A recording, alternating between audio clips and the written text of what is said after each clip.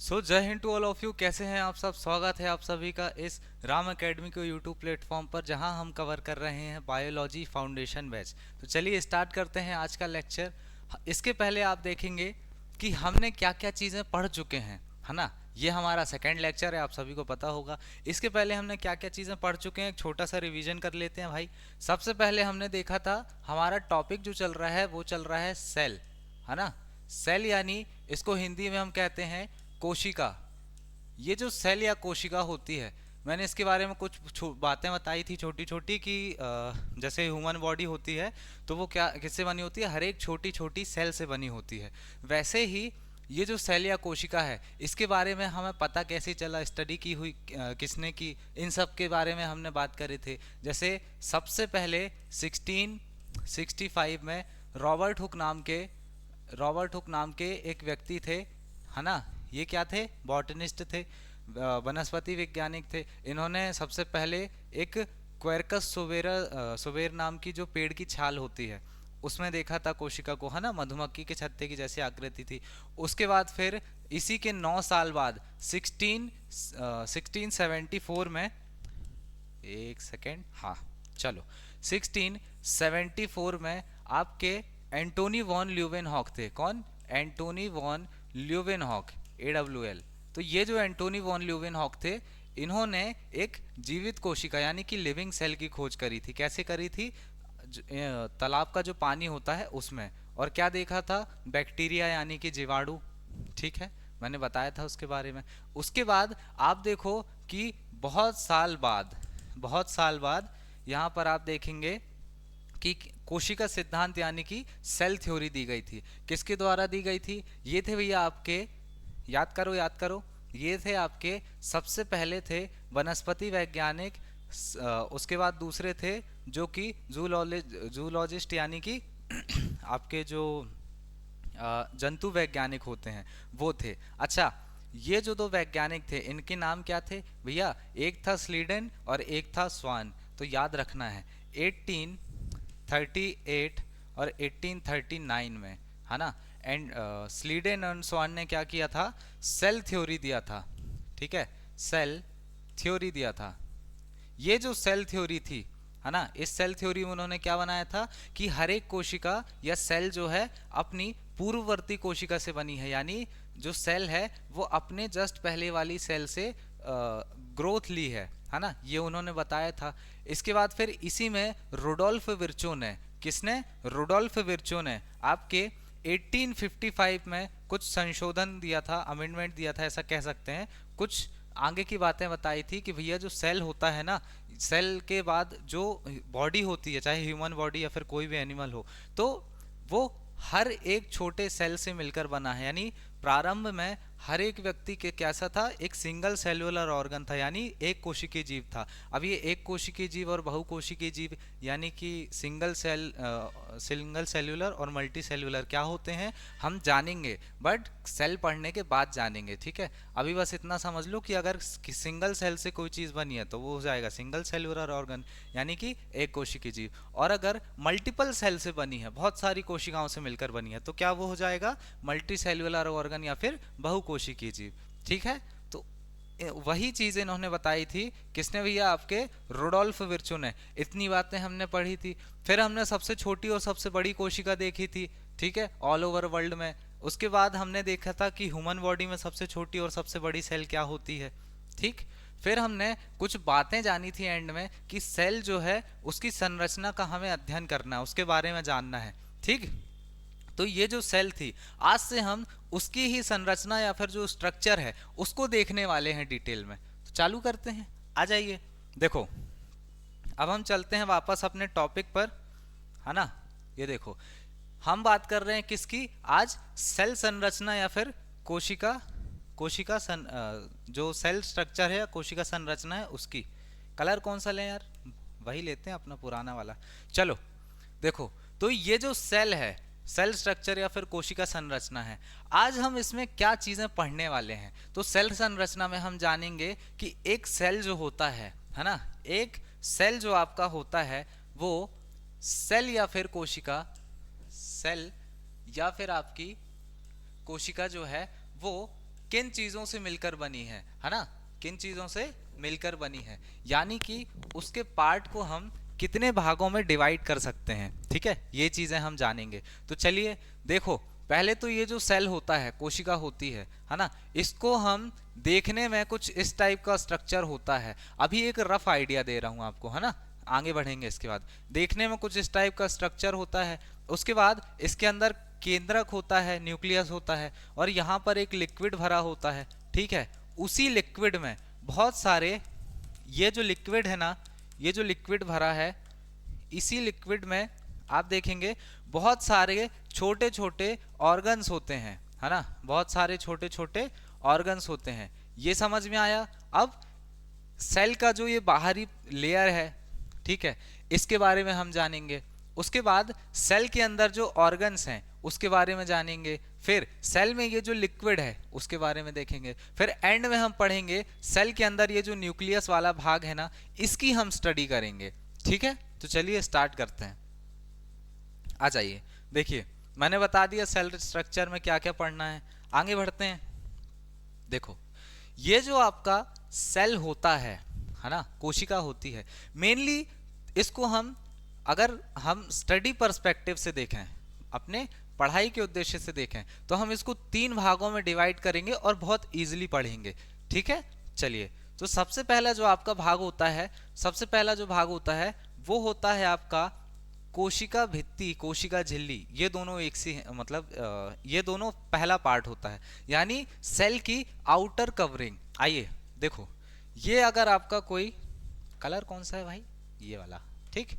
अगर ये आपकी कोई सेल है ना, कोशिका है, तो इस कोशिका के बाहर ये जो झिल्ली या भित्ति है, जिसके कारण कोशिका के अंदर का लिक्विड बाहर नहीं आ पा रहा है ना, ये जो झिल्ली या भित्ति है, इसको हम क्या नाम देंगे, इसको आप ऐसा समझो, अभी मैं झिल्ली बस लिख रहा हूं, तो सबसे पहले हम इसके बारे में पढ़ते हैं, झिल्ली या फिर मेम्ब्रेन, ये नीचे लिखा हुआ है ना, झिल्ली या फिर मेम्ब्रेन, सबसे पहले इसके बारे में जानेंगे।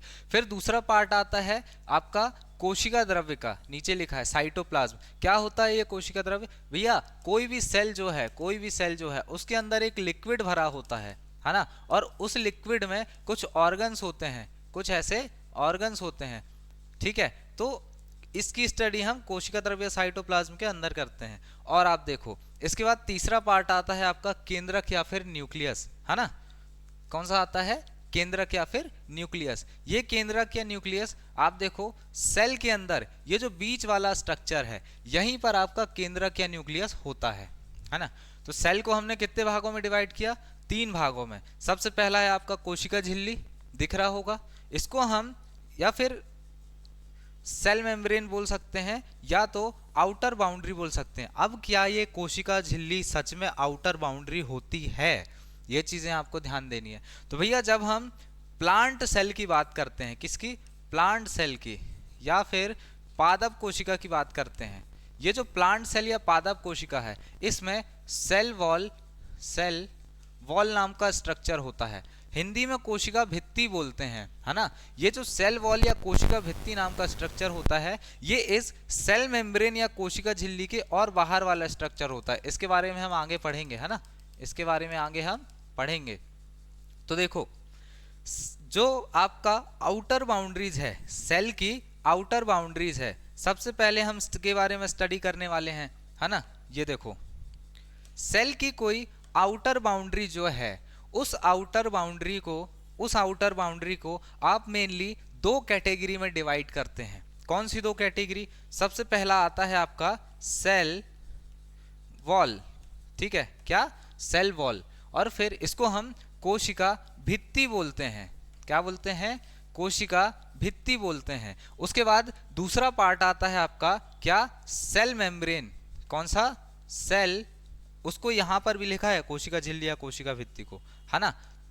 कोशिका झिल्ली या कोशिका भित्ति को क्या बोलते हैं? सेल मेम्ब्रेन बोलते हैं, ठीक है, हिंदी में कोशिका झिल्ली। तो आपने ये समझा कि सेल का जो स्ट्रक्चर है, उसके बाहर की जो लेयर है, जिसके कारण अंदर सेल आराम से रह रहा है, उस आउटर लेयर को हम कितने भागों में डिवाइड करते हैं? 2 भागों में। एक होता है आपका सेल वॉल और दूसरा होता है सेल मेम्ब्रेन। अब ये जो कोशिका भित्ति या कोशिका झिल्ली, सेल वॉल और सेल मेम्ब्रेन।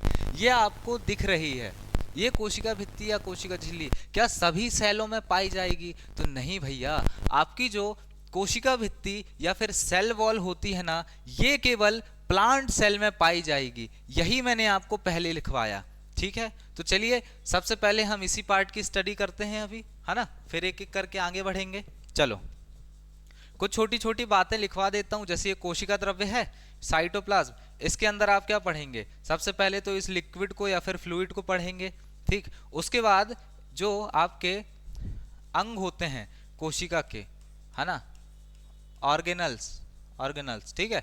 ये जो ऑर्गेनल्स या फिर अंग होते हैं, ऑर्गेनल्स या फिर अंग होते हैं, इनके बारे में भी हम इसी कोशिका द्रव्य में जानेंगे, है ना। यानी ये जो अंग होते हैं ना, ऑर्गेनल्स होते हैं, ये इसी लिक्विड में अंदर छोटे छोटे रूपों में पड़े हुए रहते हैं। इसलिए इसी पार्ट में हम कहते हैं कि भैया आपके क्या हैं, छोटे छोटे सारे अंग पड़े हुए हैं और इसी कोशिका द्रव्य साइटोप्लाज्म में है, ठीक है। ये दूसरा पार्ट। तीसरा आता है आपका केंद्रक। अब इस केंद्रक में हम क्या क्या पढ़ते हैं भैया?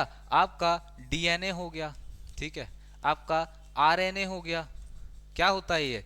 डिऑक्सी राइबोन्यूक्लिक एसिड और राइबोन्यूक्लिक एसिड। ये चीजें हम जानेंगे आगे जब हम केंद्रक या न्यूक्लियस पढ़ेंगे, जो कि अंदर वाला भाग है सेल का, ये वाला भाग है। और फिर एक होता है आपका केंद्रक द्रव्य, क्या, जिसको हम कहते हैं न्यूक्लियस क्या, फ्लूइड, न्यूक्लियस फ्लूइड, ठीक है।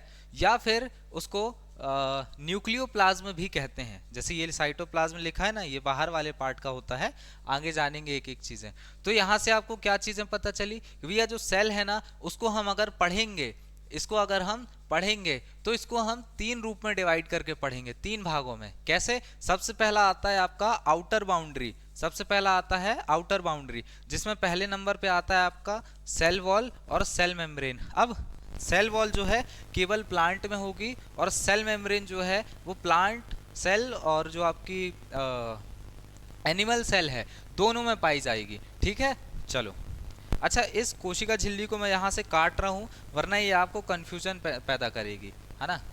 आप समझ लो कि सेल को तीन भागों में हम डिवाइड करके पढ़ते हैं, जिसमें से पहला भाग है आपका क्या, आउटर बाउंड्री, यानी बाहरी परत, हिंदी में इसको बोलते हैं। ये जो आउटर बाउंड्री या बाहरी परत है, इसको हमने दो भागों में डिवाइड किया, सेल मेम्ब्रेन या सेल वॉल, है ना। यही बता रहा हूँ, ये मैंने काट दिया हूँ वरना आप लोग कंफ्यूज हो गए, ठीक है। चलो आगे बढ़ते हैं।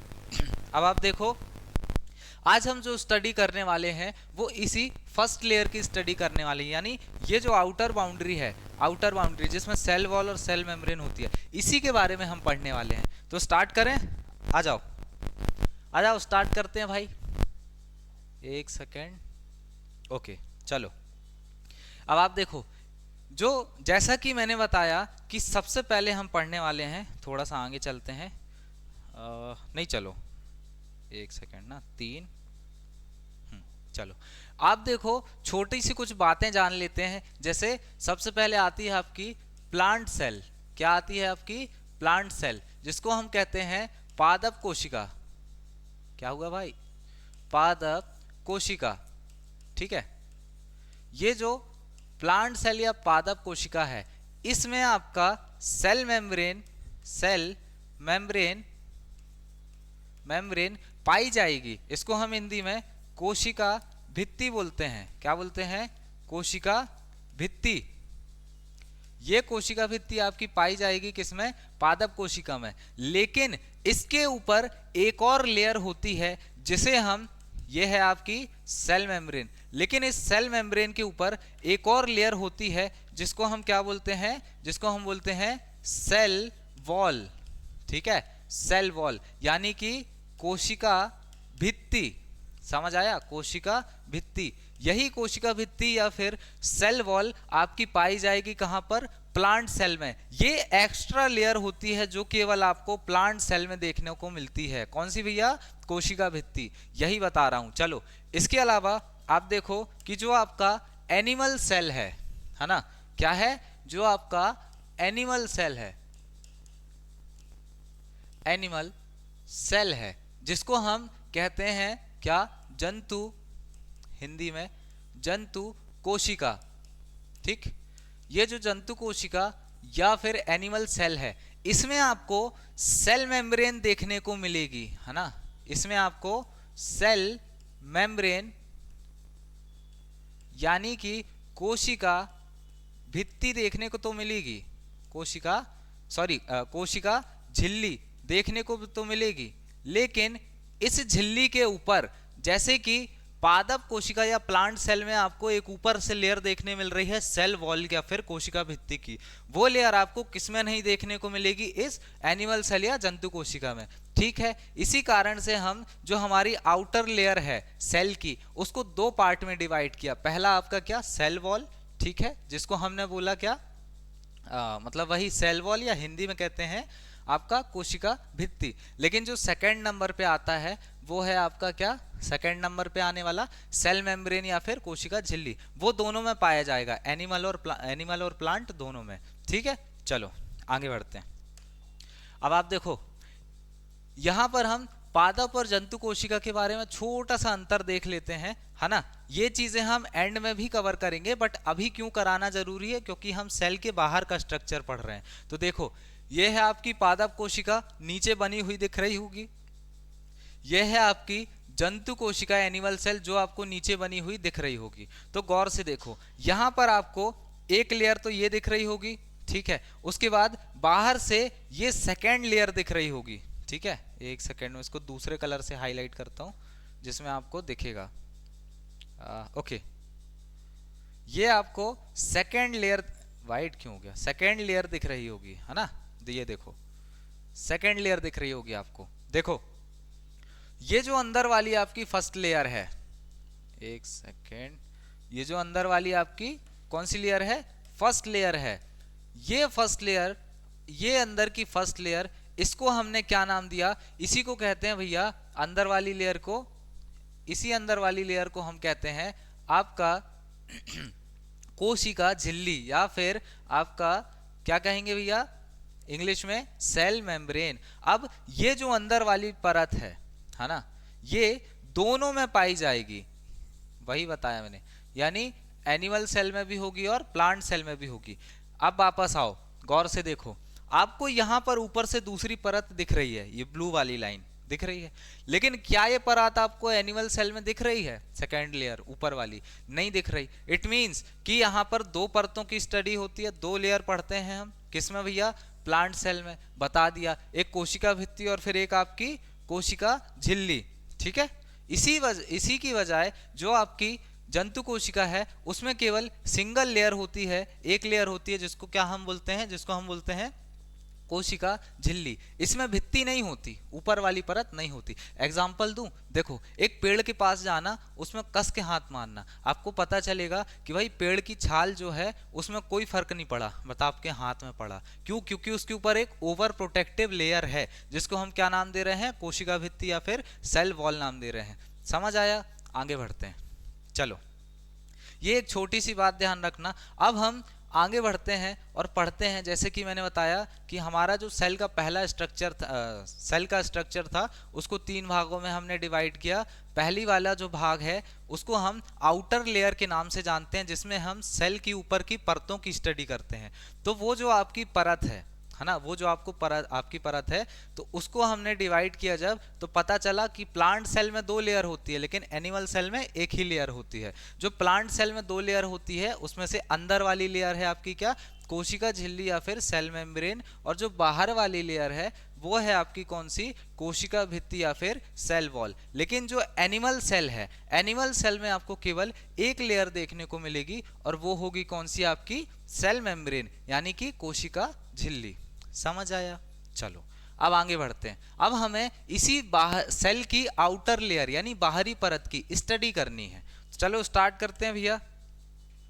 यहां से हम पढ़ रहे हैं बाहरी परत के, मतलब जो दो भाग डिवाइड किए थे उनके बारे में। जो सबसे पहली लेयर है कोशिका भित्ति सेल वॉल, इसको आउटर शील्ड भी बोलते हैं, है ना, इसकी स्टडी करेंगे। आउटर शील्ड क्यों बोलते हैं थोड़ी देर से बताऊंगा। देखो इसकी जो खोज है किसने करी थी, रॉबर्ट हुक साहब ने करी थी। कैसे पता, याद करो मैंने आपको बताया था कि जो आपके रॉबर्ट हुक थे, है ना, उनको जो जिन्होंने सबसे पहले 1665 में सेल खोजा था, कोशिका की खोज की थी, है ना।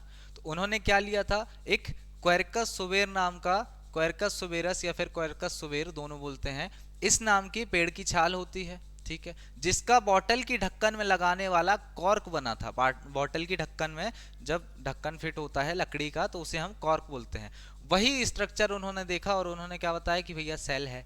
तो क्योंकि सबसे पहले सेल वॉल की खोज भी आपके किसने करी थी, इस रॉबर्ट हुक, मतलब सेल की जो खोज है सबसे पहले किसने करी थी, इन रॉबर्ट हुक साहब ने करी थी। इसलिए, और उन्होंने हार्ड वाला स्ट्रक्चर देखा था, प्लांट सेल के बाहर वाले स्ट्रक्चर का देखा था, डिटेल स्टडी करी थी उसकी, है ना। तो इसलिए उनको कोशिका भित्ति या सेल वॉल का भी क्या कहा जाता है कि भैया कोशिका भित्ति या सेल वॉल की डिस्कवरी भी किसने करी थी, रॉबर्ट हुक ने करी थी, ठीक है। क्योंकि इन्होंने आखिर पेड़ की छाल से बना वो जो कॉर्क था, बॉटल का ढक्कन, उसी को देखा था, ठीक है।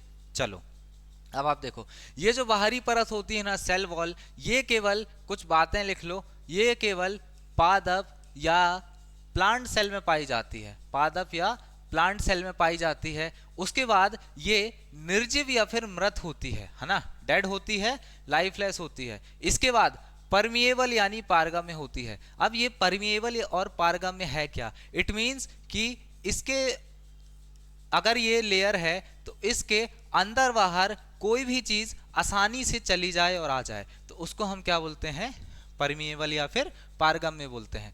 समझ आया। चलो चलो आगे बढ़ते हैं। अब आप देखो, ये जो कोशिका होती है, इसकी कोशिका जो होती है, ये कोशिका को सेल वॉल जो होती है, ये कोशिका को निश्चित आकार प्रदान करती है और यांत्रिक सहारा भी प्रदान करती है। अब देखो, ये निश्चित आकार और यांत्रिक सहारा कैसे प्रदान करती है ना, कैसे प्रदान करती है जानेंगे उसके बारे में। देखो, एसी ऑन कर दो ना भाई गर्मी लग रही थोड़ा। देखो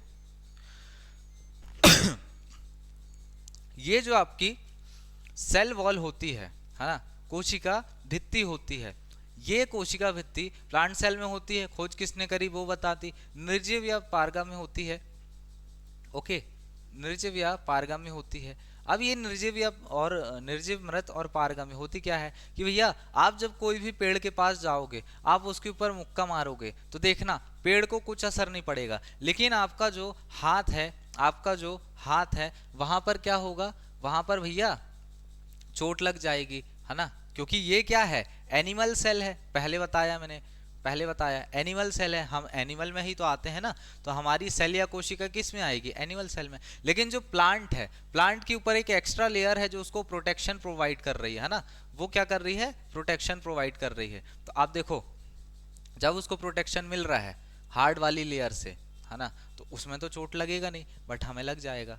इसलिए उसको हमने बोला कि निर्जीव या मृत होती है, डेड होती है, क्योंकि उसको फर्क नहीं पड़ता कि उसके बाहर कौन मार रहा है ना। और पारगम्य होती है, इसका मतलब कि उसके आर पार से चीजें आसानी से ट्रांसफर हो जाती हैं, ठीक है। चलो अब देखो, ये कोशिका को निश्चित आकार और यांत्रिक सहारा प्रदान करती है, इसके बारे में कैसे बताएंगे भैया, जब हम आगे पढ़ेंगे सेल वॉल के बारे में और सेल मेम्ब्रेन के बारे में, उसके बाद एक छोटा सा टॉपिक होता है आपका ऑस्मोसिस होता है और फ्यूजन होता है, हिंदी में विसरण और परासरण। तो इनकी स्टडी कर लेंगे ना, तब आपको सेल वॉल का मेन रोल काल समझ में आएगा, मतलब इस कोशिका भित्ति या सेल वॉल का मेन रोल काल समझ में आएगा कि ये कैसे कोशिका को निश्चित आकार और यांत्रिक सहारा प्रदान करता है ना। अभी इस लाइन को केवल यहाँ पर लिख लेना है आपको, ठीक है। डिफाइनाइट शेप देता है और मैकेनिकल सपोर्ट देता है। चलो आगे बढ़ते हैं।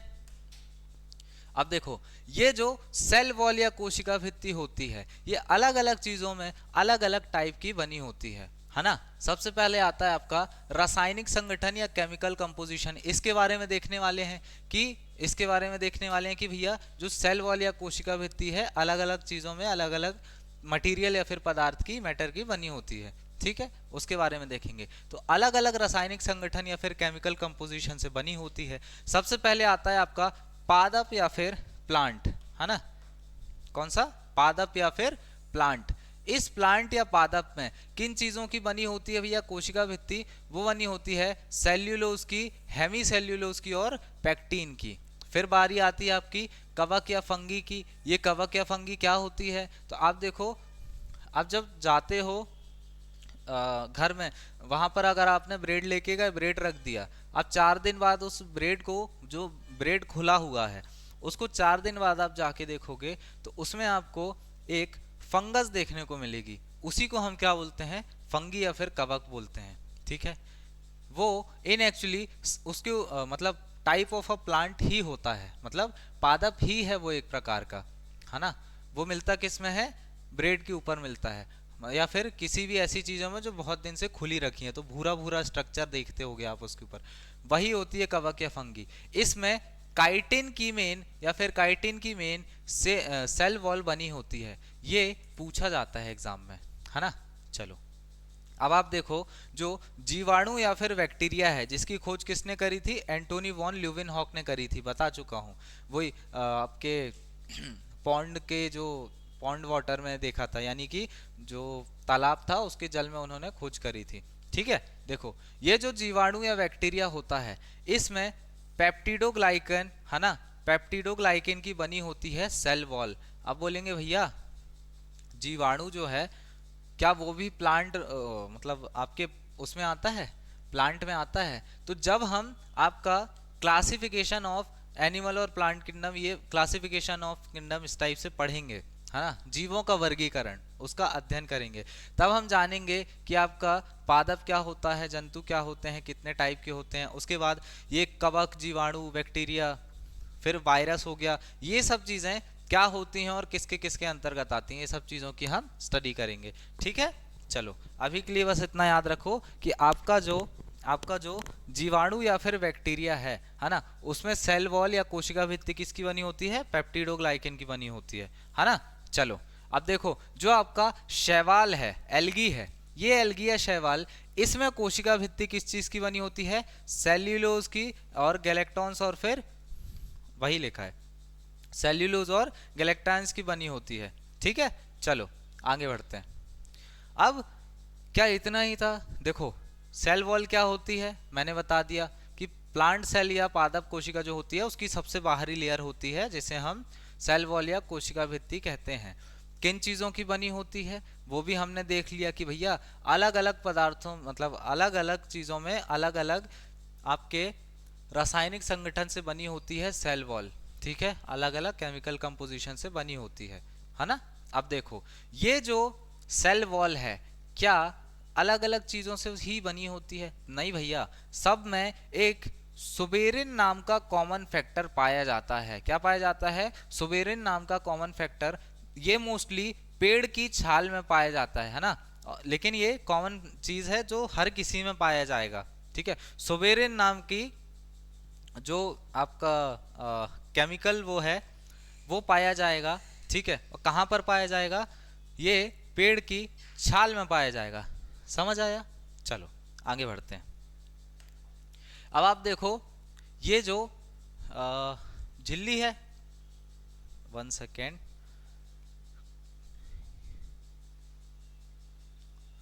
कोशिका भित्ति या सेल वॉल, ओके,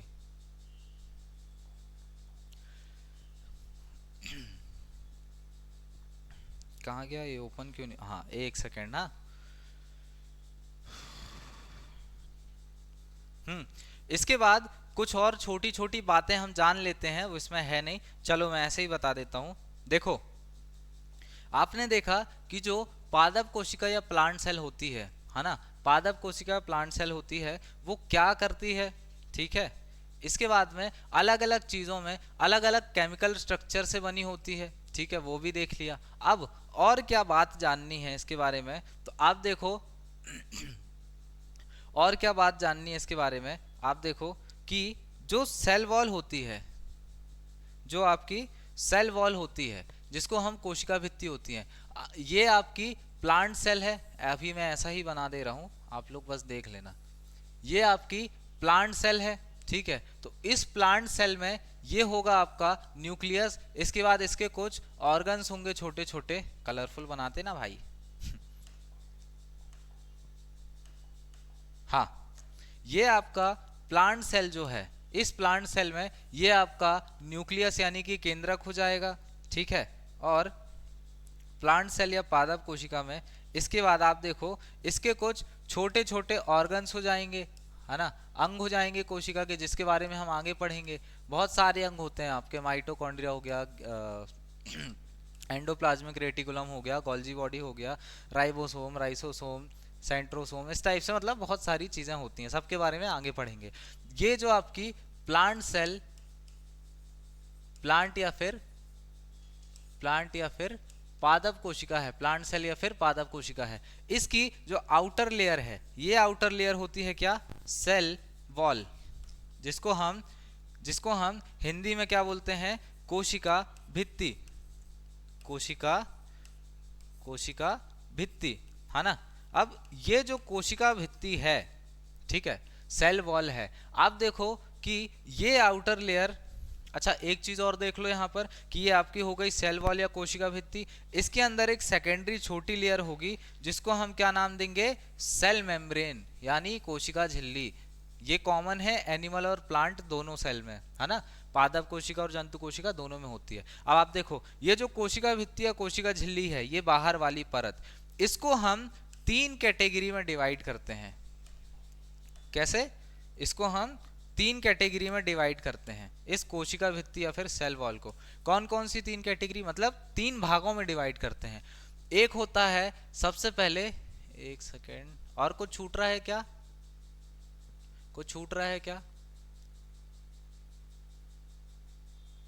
छूट रहा है क्या, हाँ, इसके अंदर नहीं छूट रहा है, चलो इसके अंदर 3 कैटेगरी में हम इसको डिवाइड करते हैं। सबसे पहली जो कैटेगरी, मतलब 3 भागों में डिवाइड करते हैं। सबसे पहला जो भाग है, सबसे अंदर से चलते हैं लेके, ठीक है। सबसे पहले आता है आपका ये सेल वॉल, मोस्टली आप देख लो मेन आपकी 3 परत में पाई जाती है। तो अंदर की जो परत है ना भैया, उसको हम नाम देते हैं, अंदर की परत को हम नाम देते हैं क्या, सेकेंडरी वॉल, सेकेंडरी वॉल, है ना, सेकेंडरी वॉल। उसके बाद जो बीच की आपकी परत है, इसको हम नाम देते हैं क्या, प्राइमरी वॉल, प्राइमरी वॉल, ठीक है। और फिर उसके बाद सबसे बाहर की परत आएगी जिसको हम क्या बोलेंगे, जिसको हम बोलेंगे मिडिल लेमेला, है ना, यानी मध्यवर्ती लेमेला, यही बोलते हैं। अच्छा ये जो मिडिल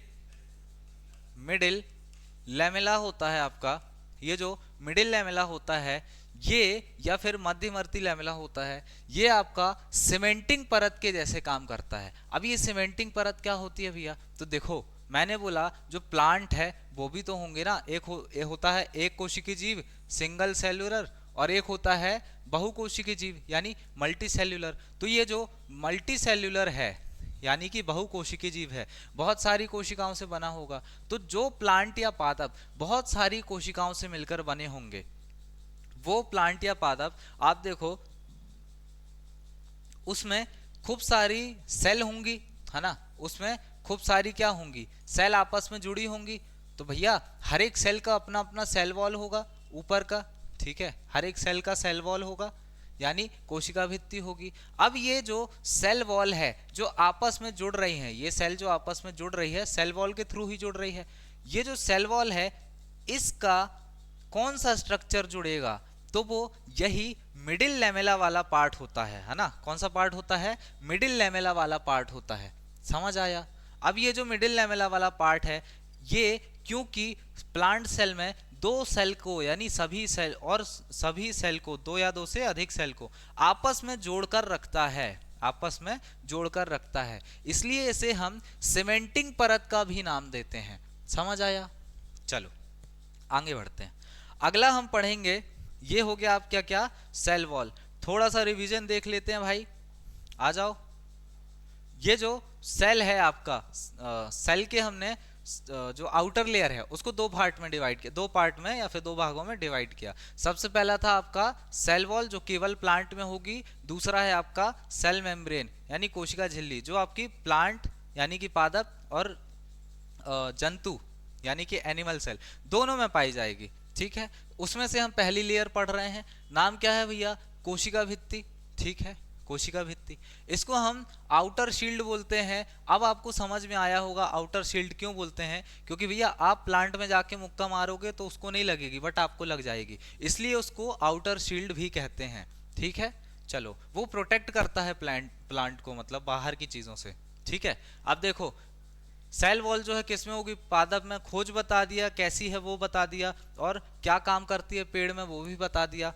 आगे चलो, पादप में या फिर उसमें। अब आप देखो कुछ मैंने केमिकल कंपोजिशन बताया। ठीक है, केमिकल कंपोजिशन अलग अलग जो आपकी जैसे पादप है, जीवाणु है, कवक है, शैवाल है ना, इन चीजों में अलग अलग केमिकल कंपोजिशन होता है आपका सेल वॉल का। उसके बाद जो पादप सेल है मैंने बताया, उसकी सेल वॉल को हम 3 कैटेगरी में डिवाइड करते हैं, है ना। सबसे पहली जो कैटेगरी होती है वो आपकी सबसे पहली जो कैटेगरी होती है वो होती है आपकी कौन सी, आपकी प्राइमरी सेल वॉल, जो कि अंदर से फर्स्ट लेयर होती है। फिर होती है सेकेंडरी सेल वॉल, जो अंदर से दूसरी लेयर होती है। फिर सबसे बाहर की लेयर जिसको हम मिडिल लेमेला बोलते हैं, और यही क्या करती है, सेल को, प्लांट के 2 या 2 से ज्यादा सेल को आपस में जोड़ कर रखती है, इसलिए इसे हम सीमेंटिंग परत भी बोलते हैं। ठीक है, चलो आगे बढ़ते हैं। अब हम बात करते हैं आउटर लेयर में दूसरी लेयर की, जो प्लांट सेल में दूसरी लेयर है, या फिर जंतु जो कोशिका है यानी कि एनिमल सेल है, उसमें तो फर्स्ट लेयर ही होगी ना ये वाली। तो चलो इसकी बात करते हैं। चलो आप देखो, ये जो कोशिका झिल्ली या फिर सेल मेम्ब्रेन है ना, इसे हम गेट कीपर भी बोलते हैं। क्यों बोलते हैं थोड़ी देर बाद पता चलेगा। ठीक है, ठीक है, देखो पतली होती है भैया ये आपकी कोशिका झिल्ली, उसके बाद मुलायम और जीवित होती है। अब आप थिन और सॉफ्ट होती है ये तो याद रखना है, ये दोनों तो नॉर्मल है, लेकिन ये जो लिविंग होती है यानी जीवित होती है, इस वर्ड को ध्यान रखना, क्योंकि भैया ये पूछेगा आपकी जो इसके पहली वाली लेयर थी सेल वॉल, पहली वाली जो लेयर थी सेल वॉल, वो कैसी थी, डेड सेल थी। ठीक है, लेकिन ये जो लेयर है सेल मेम्ब्रेन या फिर कोशिका झिल्ली, ये कैसी है, जीवित है, लिविंग है।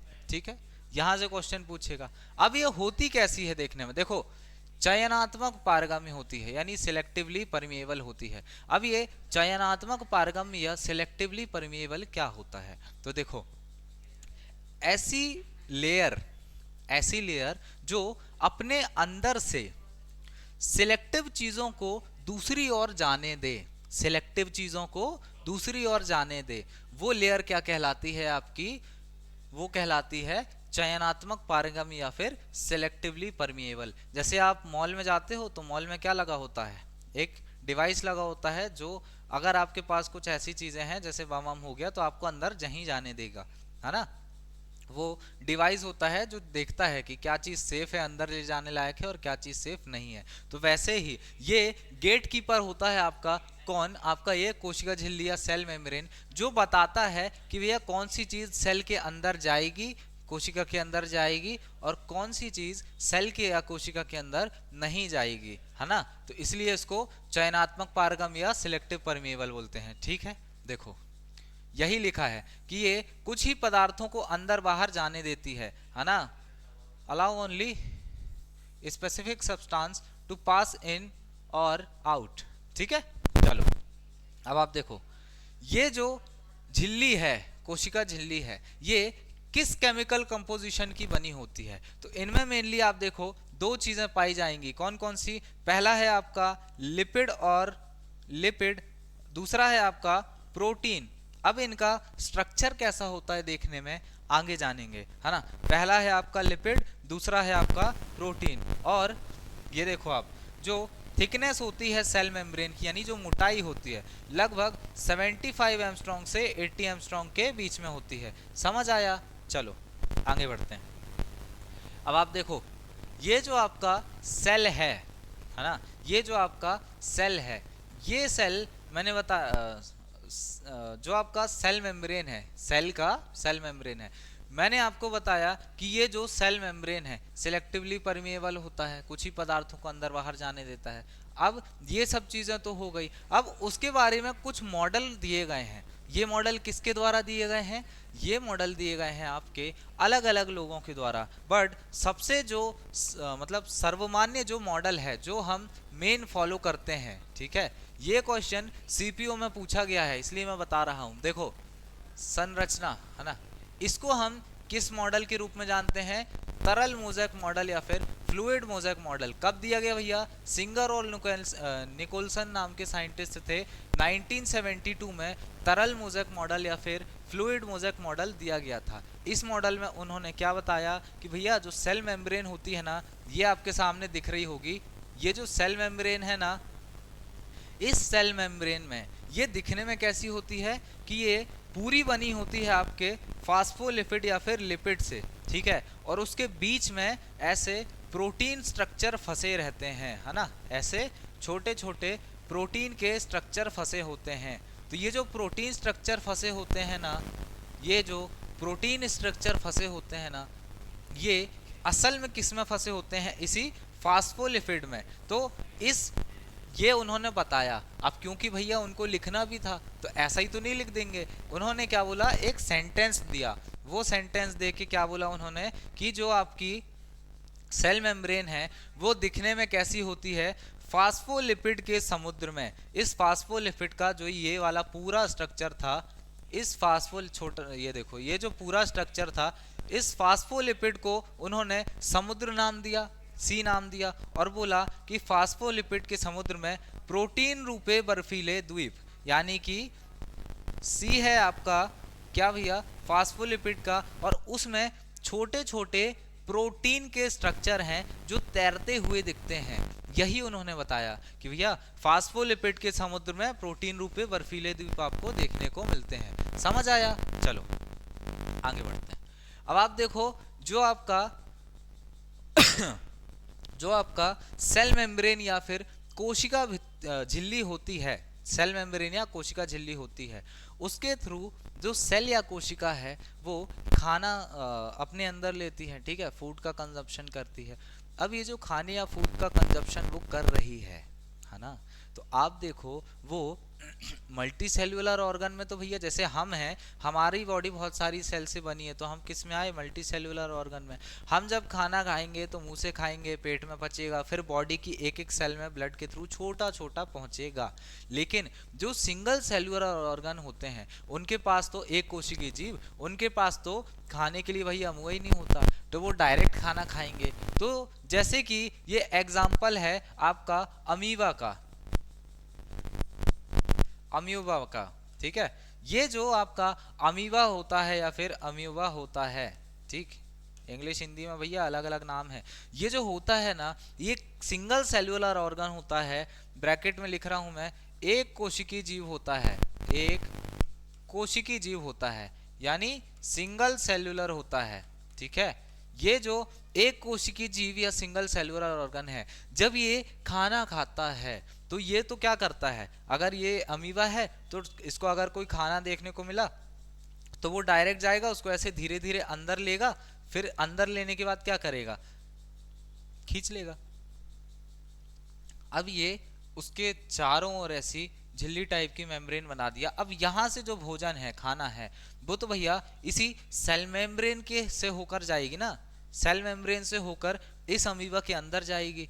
तो जब सेल मेम्ब्रेन से होकर अमीबा के अंदर जाएगी तो उसके बाद क्या होगा, उसका पाचन होगा और अमीबा को फूड मिल जाएगा, एनर्जी मिल जाएगी। तो ये जो अमीबा है, ये जो अमीबा है, अगर इसने फूड को ठोस रूप में या फिर सॉलिड फॉर्म में अपने अंदर लिया, जैसे ये मूंगफली का दाना है, तो अगर ठोस रूप या सॉलिड फॉर्म में अंदर लिया तो इसको हम फैगोसाइटोसिस बोलते हैं, ठीक है, क्या बोलते हैं, फैगोसाइटोसिस बोलते हैं। लेकिन इसी जगह जब यहां पर कोई लिक्विड होगा, ठीक है, कोई तरल चीज होगी और उसको वो खाएगा, तो उस तरल भोजन के अंदर लेने को, लिक्विड फूड को लेने को हम पीनोसाइटोसिस बोलेंगे, ठीक है, समझ आया।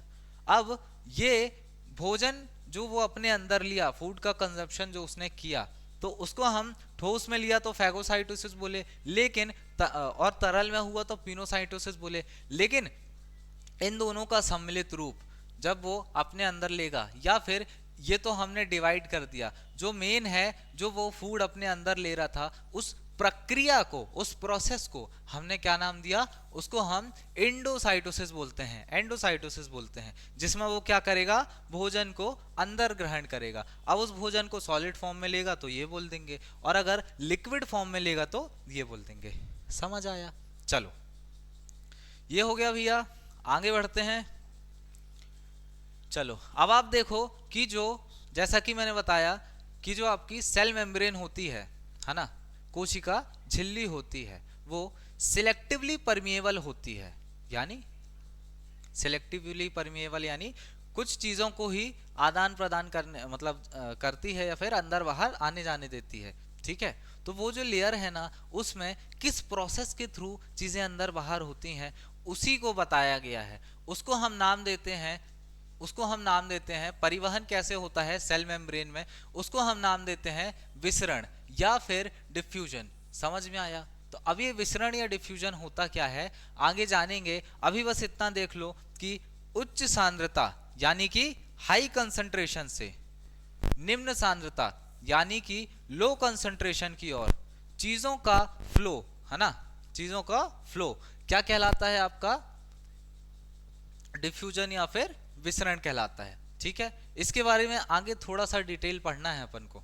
चलो तो देखो, गैसों का जो आदान प्रदान होता है, गैसों का जो आदान प्रदान होता है किसमें भैया, आपकी सेल मेम्ब्रेन में, तो वो गैसों का आदान प्रदान विसरण के द्वारा होता है।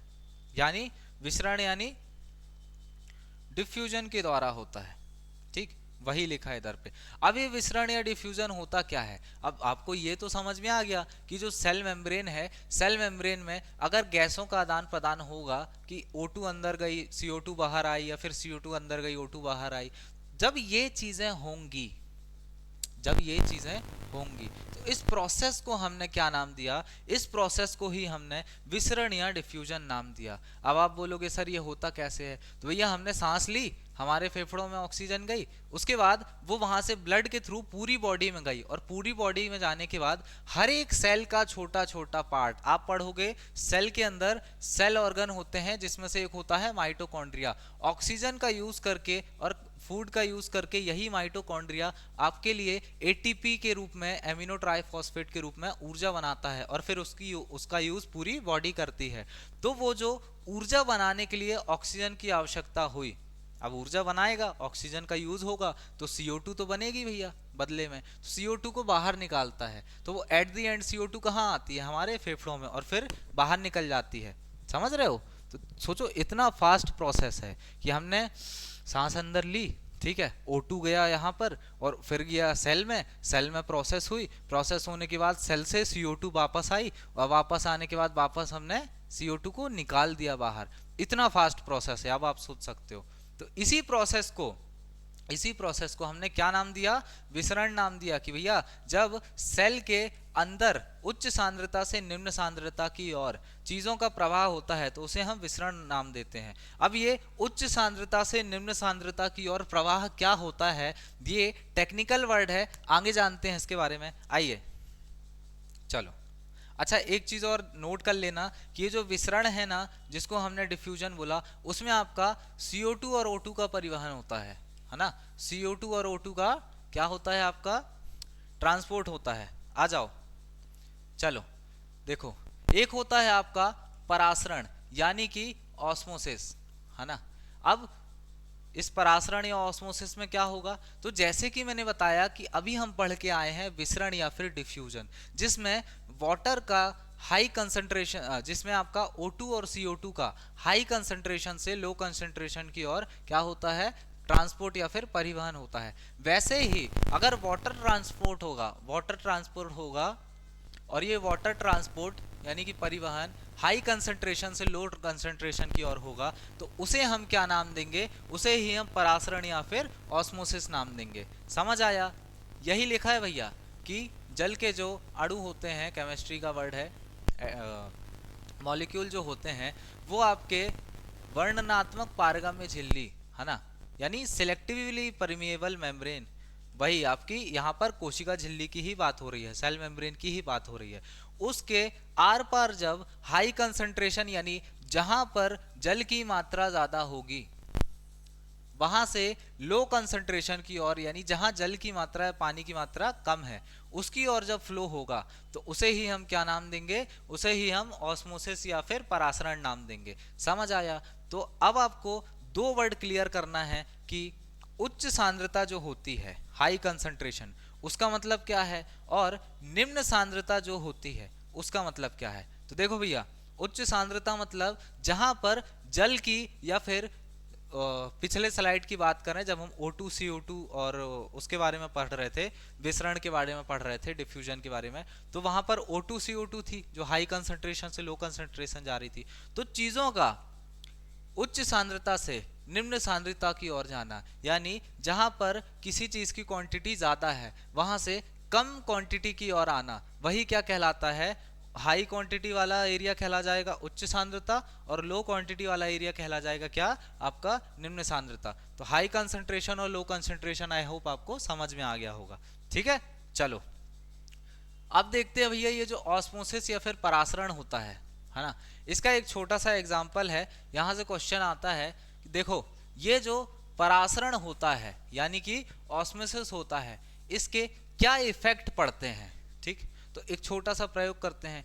आप एक ग्लास में छोटी सी क्या ले लो, किशमिश ले लो, ग्लास में वाटर डालो और उसको किशमिश को वाटर में डाल दो। या आप लोग सुबह डेली ड्राई फ्रूट ऐसे फुला के खाते होंगे। तो ऐसा क्यों होता है कि आपने रात में ड्राई फ्रूट डाला और सुबह वो उसका साइज बढ़ जाता है ना? उसके पीछे का रीजन है, आप देखो वहां पर भी चीजों का ट्रांसपोर्ट हो रहा है, यानी चीजों का ट्रांसपोर्ट या परिवहन हो रहा है। कहाँ भैया, हाई कंसंट्रेशन से लो कंसंट्रेशन की ओर। कैसे जानते हैं, आओ।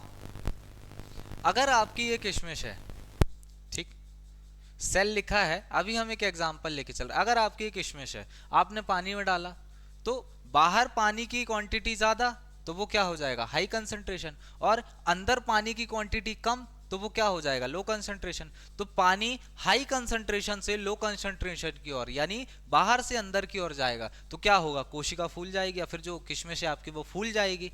समझ आया? समझ आया? चलो, तो उसे ही हमने क्या नाम दिया, उसे ही हमने हाइपोटोनिक नाम दिया। ठीक, समझ आया? चलो अब आते हैं सेल पे, कि कोई भी जो आपकी किशमिश ना होके अगर सेल है, कोशिका है, और उसको जब आपने बीकर के अंदर डाला, ठीक है, जिसमें पानी भरा हुआ था, तो बाहर पानी की क्वांटिटी ज्यादा, तो ये क्या हो जाएगा, हाई कंसंट्रेशन।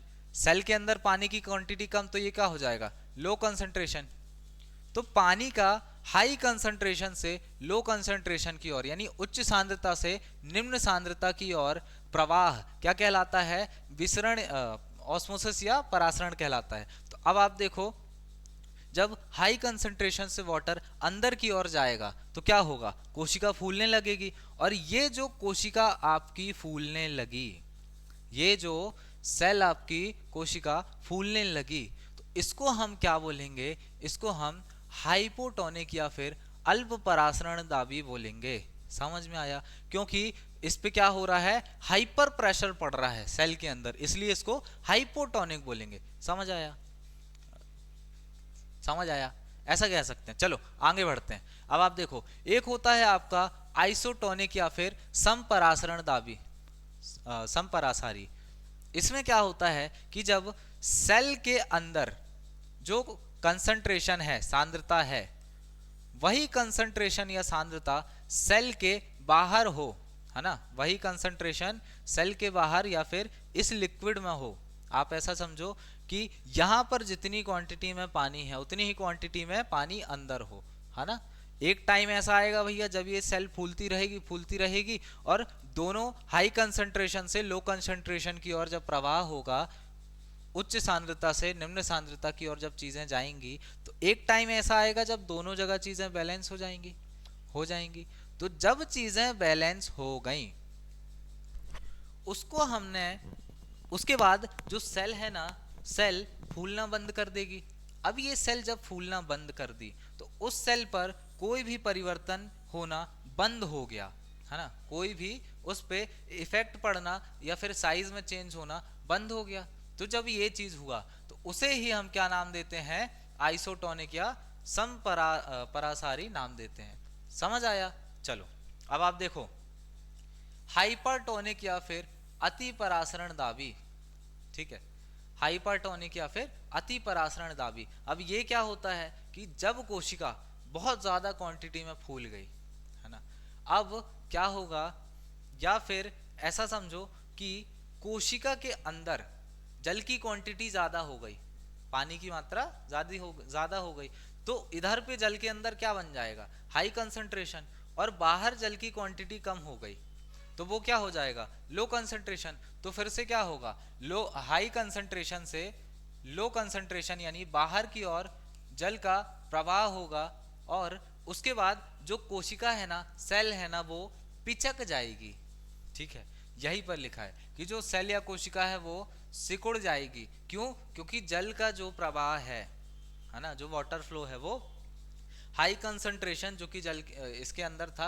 सेल या कोशिका के, उससे जल के बाहर चला गया, यानी कि हाई कंसंट्रेशन से लो कंसंट्रेशन की और वाटर सप्लाई हुई, तब ये सेल जो है वो पिचक जाएगी, क्योंकि इसके अंदर की सारी जल क्या था, निकल गया, तो ये पिचक गई। तो जब ऐसा हुआ, इसको हमने हाइपरटोनिक या फिर अति परासरण दाबी कहा। समझ आया? चलो, ये आपको ध्यान रखना था, ठीक है। तो यहां पर आपने क्या देखा, एक बार क्विक रिवीजन मार लेते हैं। ये आपका जो कोशिका झिल्ली है उसके बारे में देखो। जो कोशिका झिल्ली होती है, मैंने कहा उसको गेटकीपर कहते हैं, क्योंकि सिलेक्टिवली परमिएबल होती है, ठीक है। इसके बाद आप देखो, ये जो है लिपिड और प्रोटीन की बनी होती है, ये भी बता दिया। जीवित होती है, ये भी बता दिया। आगे देखो, तरल मोज़ेक मॉडल एक आया था सिंगर और निकोलसन के द्वारा 1972 में, ठीक है, जिसमें उन्होंने बताया कि क्या है भैया, आपके फास्फोलिपिड के समुद्र में प्रोटीन रूपी बर्फीले द्वीप के जैसे देखने को मिलती है आपकी जो सेल मेम्ब्रेन होती है, कोशिका झिल्ली होती है वो, ठीक है। उसके बाद हमने जाना कि जो आपका सेल है उसकी जो सेल मेम्ब्रेन है, वो सेल मेम्ब्रेन अगर पदार्थ का अपने अंदर ट्रांसपोर्ट करती है, अंदर बाहर, है ना, परिवहन करती है, तो जब सिंगल सेलुलर ऑर्गन और मल्टी सेलुलर ऑर्गन दोनों अलग अलग टाइप से परिवहन करते हैं, चीज़ों को अंदर लेते हैं अपने। तो जो सिंगल सेलुलर ऑर्गन है, जैसे कि आपका जैसे आपका अम्यूबा होगा, है ना, तो वो जब खाने को अपने अंदर लेगा तो वो कैसे लेगा, आपके मतलब उस प्रोसेस को क्या बोलेंगे, एंडोसाइटोसिस बोलेंगे। तो अगर वो अब इस एंडोसाइटोसिस को दो पार्ट में डिवाइड करेंगे, अगर वो खाने को सॉलिड फॉर्म में लेगा तो उसको हम बोलेंगे क्या, फैगोसाइटोसिस। अगर वो खाने को लिक्विड के फॉर्म में लेगा तो उसको क्या बोलेंगे, पिनोसाइटोसिस। समझ आया? चलो, और कैसे लेगा वो नीचे डायग्राम बना है। इसके बाद आप देखो, हमने देखा कि चीजों की उच्च सांद्रता से निम्न सांद्रता की ओर गति, यानी हाई कंसंट्रेशन से लो कंसंट्रेशन की ओर गैसों का फ्लो ऑफ गैस, यहां पर लिख लेना भैया, परिवहन होता है किसका, गैसों का, है ना, गैस का फ्लो होता है, जिसमें O2 और CO2 आते हैं। O2 एक सेकेंड, जिसमें आपके क्या आते हैं, O2 और CO2 आते हैं, O2 और CO2 आते हैं, लिख लेना। तो जब हाई कंसंट्रेशन से लो कंसंट्रेशन की ओर फ्लो हुआ किनका, गैसों का, तो उसको क्या नाम दिया, विसरण या फिर डिफ्यूजन नाम दिया। समझ आया? चलो, अब आप देखो, इसके बाद हमने पढ़ा कि जो आपका वाटर का फ्लो है अगर वो हुआ तो उसको क्या नाम दिए, परासरण। कैसे हुआ, वही हाई कंसंट्रेशन से लो कंसंट्रेशन की ओर हुआ, ठीक है। चलो, अब हमने परासरण या ऑस्मोसिस जो है उसके बारे में भी जाना कि जो परासरण या ऑस्मोसिस है, जिसमें जल का उच्च सांद्रता से निम्न सांद्रता की ओर गति होती है जल की, है ना, वाटर सप्लाई होती है हाई कंसंट्रेशन से लो कंसंट्रेशन की ओर, उसको हमने तीन पार्ट में डिवाइड किया। अगर सेल के अंदर वाटर गया, बाहर से अंदर वाटर गया, क्योंकि बाहर हाई कंसंट्रेशन था और अंदर लो कंसंट्रेशन था, तो बाहर से अंदर अगर वाटर गया तो उसको हमने क्या नाम, उससे कोशिका फूलेगी और उसको हमने क्या नाम दिया, हाइपोटोनिक, ठीक है। अब देखो, अगर जल के अंदर का कंसंट्रेशन बाहर के कंसंट्रेशन के बराबर है, यानी सांद्रता दोनों की बराबर है, जल की क्वांटिटी अंदर और बाहर बराबर है, तब क्या होगा, कोशिका में कोई प्रभाव नहीं पड़ेगा, कोई इफेक्ट नहीं पड़ेगा सेल में, और उसको हमने क्या नाम दिया, आइसोटोनिक नाम दिया, ठीक है। फिर तीसरा आता है आपका जिसमें सेल के अंदर ज्यादा क्वांटिटी में पानी है, तो भैया हाई कंसंट्रेशन से बाहर की ओर आएगा, लो कंसंट्रेशन की ओर, तो उसमें सेल मतलब सिकुड़ने लगेगी, और उसको हमने क्या नाम दिया आपके हाइपरटोनिक नाम दिया। समझ आया? इतनी चीजें थी जो आपको ध्यान रखना है सेल मेम्ब्रेन से रिलेटेड, यानी कोशिका झिल्ली से रिलेटेड। अब आप देखो इसके बाद जो आपका सेल मेम्ब्रेन है, अब मैंने बताया क्योंकि भैया अगर प्लांट सेल है, अगर आपका प्लांट सेल है, तो जब हम आपका प्रकाश संश्लेषण करते हैं, प्रकाश संश्लेषण एक मेथड होता है, ठीक है, जिसके थ्रू जो प्लांट हैं वो अपना क्या करते हैं, खाना स्वयं बनाते हैं, ठीक है, उसको हम फोटोसिंथेसिस कहते हैं इंग्लिश में, ठीक है। तो जब ये होता है ना, तो आप देखोगे बहुत सारी चीज़ों की ज़रूरत होती है, जैसे आपका कार्बन डाइऑक्साइड चाहिए, ठीक है, वाटर चाहिए, है ना, सनलाइट चाहिए, आपने पढ़ा होगा बचपन में। यहाँ पर आप गौर से देखो कि वाटर भी चाहिए, तो जब इस वाटर का यूज करके प्लांट खुद का खाना बनाते हैं, ठीक, वाटर का यूज करके प्लांट खुद का खाना बनाते हैं, तो क्या होगा, वाटर लॉस होगा। वाटर जब लॉस होगा तो आप देखो हर एक सेल अपने से वाटर बाहर देगी, ठीक है, बाहर देगी मतलब खाने के लिए देगी, और जब वाटर बाहर चला गया तो क्या होगा, सेल पिचक मतलब ऐसे सिकुड़ जाएगी, पिचक जाएगी, ठीक। और उसी जगह जब पेड़ की जड़ से वापस पानी इन हर एक सेल में आया, इसलिए बोलते हैं पेड़ों को पानी देना जरूरी है, वापस पानी पेड़ों की इन हर एक कोशिका में आया तो सेल वापस फूल जाएगी, और अगर पानी की क्वांटिटी ज्यादा हुई तो और ज्यादा फूल जाएगी, है कि नहीं। तो इसी फूलने में बहुत ज्यादा ना फूल जाए, इसलिए ये बाहर सेल वॉल की परत पाई जाती है, कोशिका भित्ति पाई जाती है, जो कि रिजिड या फिर हार्ड होती है, जिसका काम क्या होता है कि अगर अंदर की जो सेल है ना, वो बहुत ज्यादा फूल गई तो ये प्रेशर लगा के उसको सेल को फटने से रोक लेता है, और उसी जगह सेल जो है बहुत ज्यादा अगर पिचक गई तो ये जो सेल वॉल है ना, वो सेल को पिचक कर अपने से टूटने से या फिर बाजू वाली जो सेल हैं उनके कनेक्शंस को टूटने से बचा लेता है। समझ आया? समझ आया कि ये जो सेल है क्यों यहाँ पर सेल वॉल, जो प्लांट सेल है वहां पर क्यों सेल वॉल जरूरी है, क्योंकि अगर जल की हानि हुई तो भैया सेल पिचक जाएगी, आइट साइड की जो बाकी सेल हैं उनसे कांटेक्ट टूट जाएगा, ठीक है। तो उस कांटेक्ट को बचाने के लिए ही बाहर सेल वॉल होती है, और बहुत ज्यादा जब सेल फूलेगी, कोशिका बहुत ज्यादा फूलेगी पानी की मात्रा ज्यादा होने के कारण, तब ये इसको फटने से बचा देता है सेल को, है ना। इसलिए कोशिका भित्ति या सेल वॉल जरूरी होती है आपके प्लांट सेल में, ठीक है। चलो ये देखो यहाँ पर कुछ लिखा है कि पावर ऑफ वॉल, यानी इसका महत्व क्या होता है। कोशिका भित्ति जो होती है, सेल वॉल जो आपकी होती है, वो पौधों, कवक, बैक्टीरिया को बिना फटे अत्यधिक पानी सोखने में मदद करती है ना। यानी आपके प्लांट है, फंगी है और बैक्टीरिया है, उनके अंदर पाई जाती है, और उनके हाइपोटोनिक सॉल्यूशन बना जो होता है, या फिर ऐसा समझो कि हाइपोटोनिक सॉल्यूशन जो होता है उसके अंदर अगर प्लांट सेल है या फिर बहुत ज्यादा पानी किसी प्लांट ने सोख लिया तो कोशिका को फटने से बचाती है कौन, सेल वॉल। वही लिखा है साइड में, और वही मैं अभी आपको डिस्कस कर रहा था। अब देखो परासरण द्वारा, दूसरी बात ध्यान रखना है, ये तो था आपका फर्स्ट पॉइंट, ठीक है। फिर दूसरा पॉइंट आपको ध्यान रखना है कि जो परासरण होता है, ठीक है, जो आपका परासरण होता है ना, या फिर ऑस्मोसिस कहते हैं उसको, ये जो आपका परासरण या ऑस्मोसिस होता है, तो इसमें मैंने बताया कि भैया पानी की हानि होती है, ठीक है, जल का लॉस होता है, वाटर का, और उसको वो जब होता है तो कोशिका झिल्ली सहित आंतरिक पदार्थ मतलब बहुत ज्यादा सिकुड़ जाते हैं, और फिर हो सकता है कि आसपास के बाकी सेल से इनका कनेक्शन टूट जाए, तो वो कनेक्शन बनाए रखने में कौन मदद करता है, आपका यही सेल वॉल मदद करता है, ठीक है। तो आप देखो सेल जो है ना, सेल का यही फैलने और सिकुड़ने का प्रोसेस, यही पानी लेके फैलने और पानी के लॉस होने पर सिकुड़ने का प्रोसेस, इसे ही हम क्या नाम देते हैं, मोस्टली इस सिकुड़ने वाले को हम क्या नाम देते हैं, जीव द्रव्य कुंचित कोशिका कहते हैं, या फिर प्लाज्मोलिसिस, प्लाज्मोलाइड सेल कहते हैं। और इस प्रोसेस को हम क्या नाम देते हैं, जहां पर अगर फोटोसिंथेसिस हुआ, प्रकाश संश्लेषण हुआ और वाटर का लॉस हुआ, ठीक है, तो सेल सिकुड़ गई, तो इस प्रोसेस को हम क्या नाम देते हैं, उसी को हम कहते हैं जीव द्रव्य कुंचन, या फिर इंग्लिश में प्लाज्मोलिसिस। समझ में आया, समझ में आया। चलो आगे बढ़ते हैं। हाँ भाई, अब आप देखो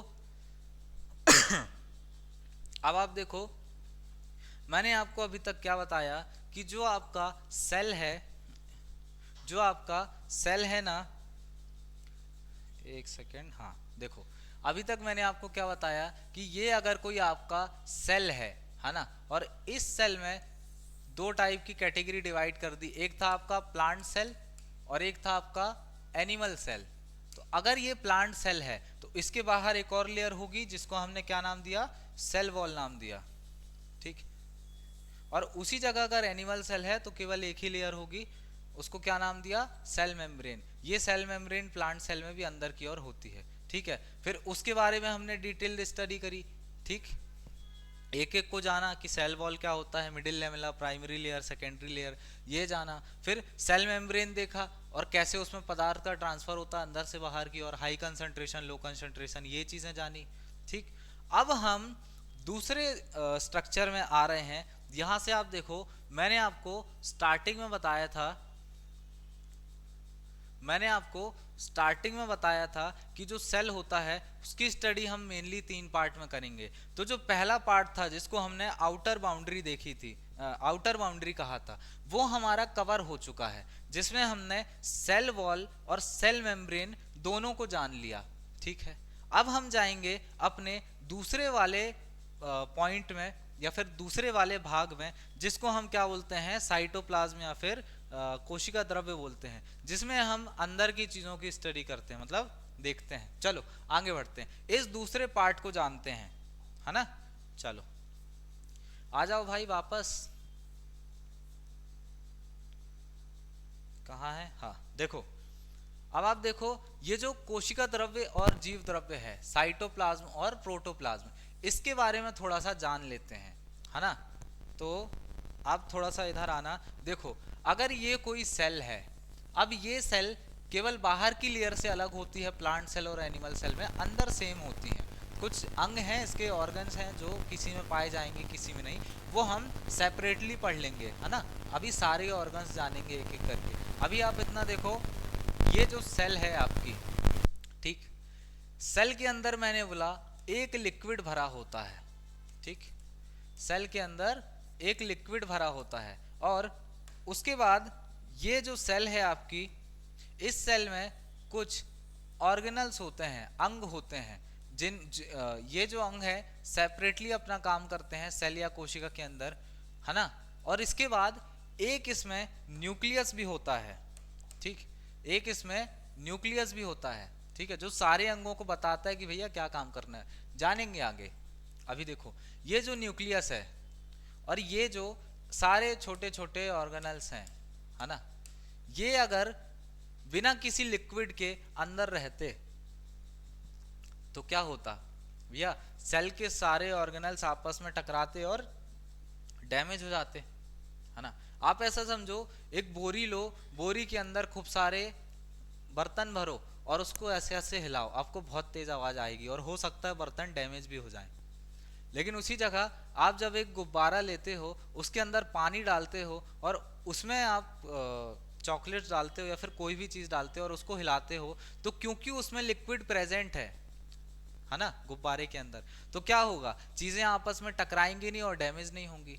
तो ये जो आपका अंदर लिक्विड है ना, इसके कारण सेल जो है और सेल के जितने भी ऑर्गेनल्स है वो सब कैसे होते हैं, प्रोटेक्टेड होते हैं, है ना, डैमेज नहीं होते हैं। तो अब हम इसी के बारे में जानेंगे। देखो, तो ये जो लिक्विड है ना, अब बताता हूं, अगर ये लिक्विड इस केंद्रक के बाहर वाले भाग में है, इस न्यूक्लियस के बाहर वाले भाग का लिक्विड है, हाईलाइट कर देता हूं एरिया, देखो ये जो लिक्विड है, अगर ये लिक्विड इस वाले पोर्शन का है ना, इस वाले पोर्शन का है, तो इसको हम अलग नाम देते हैं, ठीक है। लेकिन अगर ये लिक्विड न्यूक्लियस के अंदर वाला है, एक सेकेंड, अगर ये लिक्विड न्यूक्लियस के अंदर वाला है, ठीक, तो इसको हम अलग नाम देते हैं। और ये न्यूक्लियस के अंदर वाला लिक्विड और न्यूक्लियस के बाहर वाला लिक्विड, इन दोनों को मिलाकर एक सेपरेट नाम देते हैं, है ना। वही हम जानेंगे। चलो आ जाओ भैया वापस अपनी स्लाइड पर, जहां पर आप देखेंगे कि ये कोशिका द्रव्य, जीव द्रव्य, यानी इनके बारे में हम पढ़ रहे हैं। होता क्या है कि सबसे पहले हम जानते हैं प्रोटोप्लाज्म यानी कि जीव द्रव्य के बारे में, है ना। अब ये जीव द्रव्य होता क्या है, जीव द्रव्य होता क्या है, आप देखो, अगर ये कोई सेल है, सेल के अंदर अगर यहां पर न्यूक्लियस है, एक सेकेंड कलर चेंज करना पड़ेगा भाई, सेल के अंदर अगर ये न्यूक्लियस है और इसके बाहर लिक्विड भरा हुआ है ना, और इस सेल के अंदर भी मैंने बताया कि कुछ लिक्विड भरा हुआ है ये वाले पार्ट में, इन दोनों का कंबाइंड जो लिक्विड है, इनको हम क्या नाम देते हैं, प्रोटोप्लाज्म या फिर जीव द्रव्य नाम देते हैं, ठीक है। अब इस जीव द्रव्य या प्रोटोप्लाज्म की खोज किसने की थी, तो देख लो भैया, खोज किसने की थी, आपका डुजार्डिन या फिर डुडार्डिन नाम के व्यक्ति थे, उन्होंने खोज करी थी। नामकरण किसने रखा था, पुरकिंजे ने रखा था। इन साइंटिस्टों ने एक छोटी सी खोज करी थी और उसके बाद फिर उसको जीव द्रव्य प्रोटोप्लाज्म नाम दिया था। उन्होंने क्या किया पता, सेल पकड़ा, सेल के अंदर से सारा इस लिक्विड जो है, सारे इस लिक्विड को निकाल लिया। अब जैसे ही इन्होंने लिक्विड निकाल लिया तो उनको क्या पता चला कि ये जो सेल है वो सेल मर गई, यानी कि डेड हो गई। इसलिए उन्होंने बताया कि जो सेल का लिक्विड है ना, वो बहुत इंपॉर्टेंट है किसी भी सेल को या कोशिका को प्रोटेक्ट करने के लिए या फिर उसको जीवित रखने के लिए, ठीक है।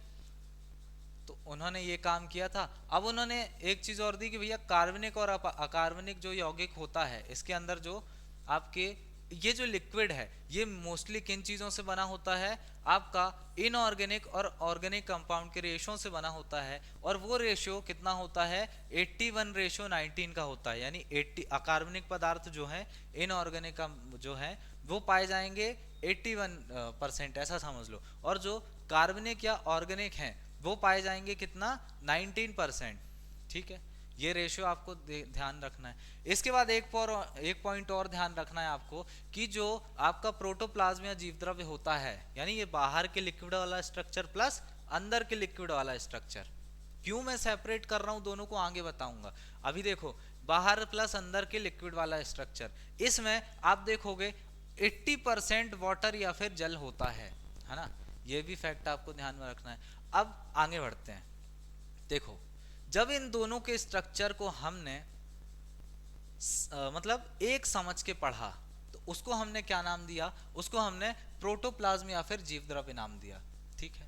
लेकिन उसी की जगह जब हम इनको सेपरेटली पढ़ते हैं, यानी बाहर वाले स्ट्रक्चर को अलग पढ़ेंगे और अंदर वाले स्ट्रक्चर को अलग पढ़ेंगे, बाहर वाले लिक्विड को अलग से हम स्टडी करेंगे और अंदर वाले लिक्विड जो येलो वाला उसको हम अलग से स्टडी करेंगे, तो उनका भी सेपरेट नाम है। तो देखो, बाहर वाला जो लिक्विड है उसको हम साइटोप्लाज्म या फिर कोशिका द्रव्य कहते हैं, है ना। लिखा भी है, देखो, जो झिल्ली है आपकी कोशिका झिल्ली, यानी ये वाला पार्ट, ठीक, यहां से लेके केंद्रक के मतलब झिल्ली से लेके केंद्रक के बीच में, यानी ये वाला पोर्शन, यहां पर अगर कोई लिक्विड आपको मिलेगा तो वो लिक्विड क्या कहलाएगा, साइटोप्लाज्म कहलाएगा। कैसा होता है, गाढ़ा यानी कि थिक होता है, उसके बाद पारभासी होता है, यानी कि ट्रांसल्यूसेंट होता है। पारभासी मतलब आर पार देख सको लेकिन धुंधले रूप में, ठीक है। चलो, इसके बाद आप देखो, एक चीज और ध्यान रखना है कि भैया यही जो लिक्विड है इसी के अंदर सेल के ऑर्गेनेल्स जो होते हैं पाए जाते हैं। मैंने बताया था आपको, ये देखो कि सारे जो सेल ऑर्गेनेल्स हैं छोटे छोटे, इसी सेल के लिक्विड के अंदर पाए जाएंगे। लेकिन किस लिक्विड के अंदर पाए जाएंगे, साइटोप्लाज्म या फिर कोशिका द्रव्य के अंदर पाए जाएंगे। और साइटोप्लाज्म या कोशिका द्रव्य क्या है, ये वाला पोर्शन आपका, कौन सा, ये वाला पोर्शन आपका, इसी को साइटोप्लाज्म या फिर कोशिका द्रव्य कहा गया। ठीक है, अब चलो आगे।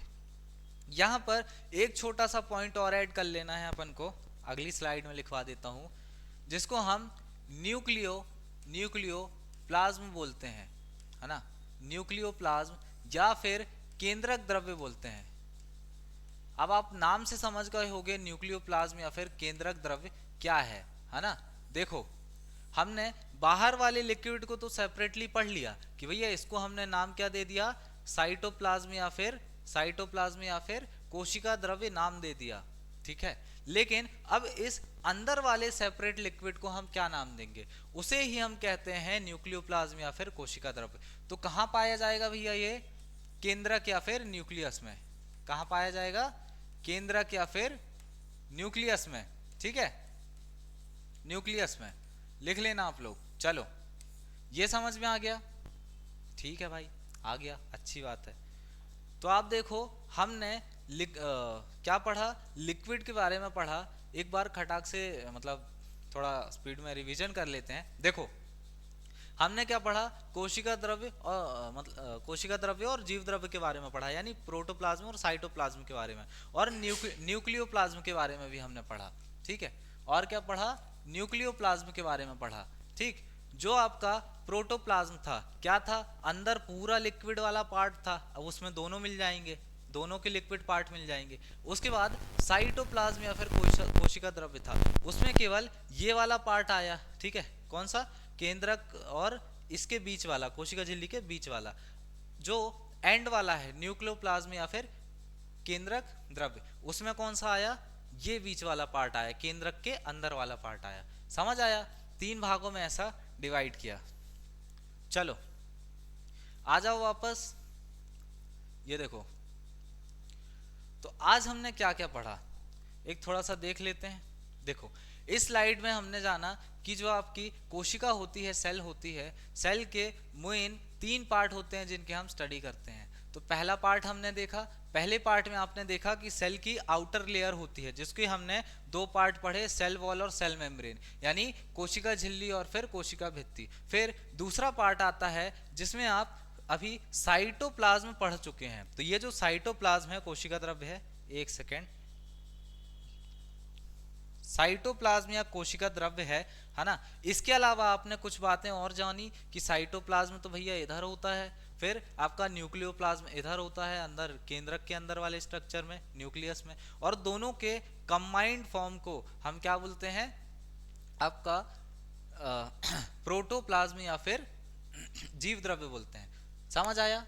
चलो, अब अगले लेक्चर में हमें क्या करना है ना, अगले लेक्चर में हमें क्या करना है, तो देख लो भैया थोड़ा सा कि ये जो आपका कोशिका द्रव्य है ना, यानी केवल ये वाला आपका जो पार्ट है, इसी में सेल के मोस्टली सारे ऑर्गन्स होते हैं, है ना, सारे ऑर्गेनल्स होते हैं और वो अपना अपना काम करते हैं। तो अगले लेक्चर से हम सेल के इसी हर एक ऑर्गेनल के बारे में स्टडी करेंगे और जानेंगे कि किस ऑर्गेनल का क्या काम होता है और वो देखने में कैसे दिखते हैं, है ना। आपको दिख रहा होगा अलग अलग स्ट्रक्चर, एक बार थोड़ा सा साफ कर देता हूं मैं।